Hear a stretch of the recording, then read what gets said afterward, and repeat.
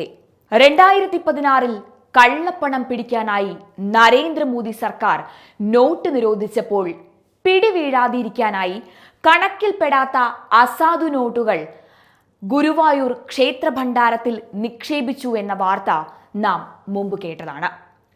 ഗുരുവായൂർ ക്ഷേത്രത്തിലെ ഭണ്ഡാരങ്ങളിലേക്ക് നിരോധിത നോട്ടുകളുടെ വരവ് ഇപ്പോഴും തുടർന്നുകൊണ്ടേയിരിക്കുന്നു. ഓരോ മാസവും ഭണ്ഡാരം തുറന്നെണ്ണുമ്പോൾ എടുക്കാത്ത നോട്ടുകളുടെ എണ്ണം കൂടിക്കൂടി വരികയാണ്. 1.5 കോടിയിലേറെ രൂപയാണ് എടുക്കാച്ചരക്കായി അതിനുശേഷം ഗുരുവായൂർ ദേവസ്വത്തിൽ കെട്ടിക്കിടക്കുന്നത്. ഇത് ഒരു വശം.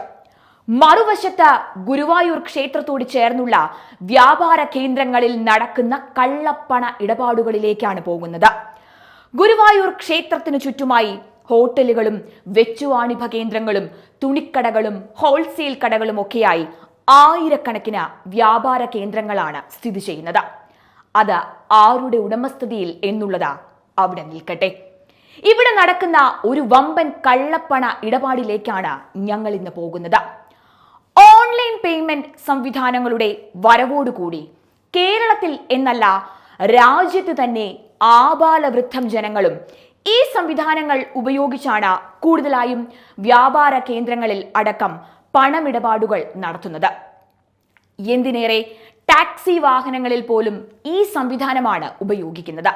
എന്നാൽ ഗുരുവായൂരിന് ചുറ്റുമുള്ള വ്യാപാര കേന്ദ്രങ്ങളിലേക്ക് മാത്രം ചെന്നാൽ ഒട്ടുമിക്ക കടകളിലും ഡിജിറ്റൽ പേയ്മെന്റ് സംവിധാനം അവിടെ പ്രവർത്തിക്കുന്നതായി കാണാൻ സാധിക്കില്ല. ഒന്നുകിൽ അവിടെ ഓൺലൈൻ പേയ്മെന്റ് സംവിധാനം ഉണ്ടാകില്ല, അല്ലെങ്കിൽ അവിടെയുള്ള സംവിധാനത്തിൽ സ്കാൻ ചെയ്താൽ നെറ്റ്വർക്ക് കൃത്യമായി ലഭ്യമാകുന്നുണ്ടാകില്ല. ഇതാണ് ഇപ്പോഴുള്ള ഗുരുവായൂരിലെ വ്യാപാര കേന്ദ്രങ്ങളിലെ അവസ്ഥ. അപ്പോൾ നാം എന്തു ചെയ്യും? സ്വാഭാവികമായും നമ്മുടെ കയ്യിലുള്ള പണം അവർക്ക് നൽകും. ഇനി നമ്മുടെ കയ്യിൽ പണമില്ല എങ്കിലോ? അതിനുമുണ്ട് അവിടെ വഴി.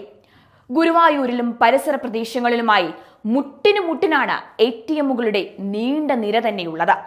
സാധാരണ ഇടങ്ങളിൽ ഉള്ളതിൽ അപ്പുറം, അല്ലെങ്കിൽ സാധാരണ ഇടങ്ങളിൽ കാണുന്നതിനപ്പുറം ATMകൾ ഇവിടെയുണ്ട് എന്നതാണ് ഒരു പ്രത്യേകത.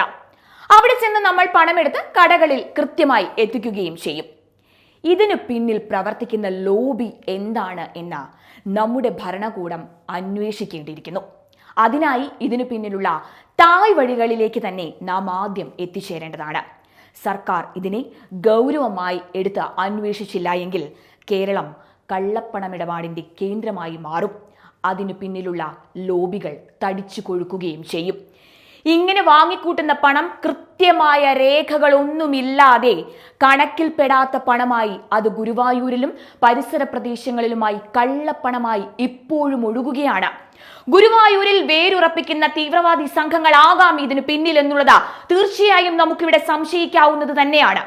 മുൻകാലങ്ങളിൽ കള്ളപ്പണ ഇടപാടുകൾക്ക് ഇതര സംസ്ഥാനങ്ങളാണ് മുൻപന്തിയിൽ നിന്നിരുന്നത് എങ്കിൽ ഇപ്പോൾ കേരളമാണ് കള്ളപ്പണ ഇടപാടിൽ മുൻപന്തിയിൽ എന്നതിന് ഒരു ഉദാഹരണം മാത്രമാണ് ഗുരുഭവനപുരിയിലെ പല വ്യാപാര കേന്ദ്രങ്ങളിലും ഈ കാണുന്നത്.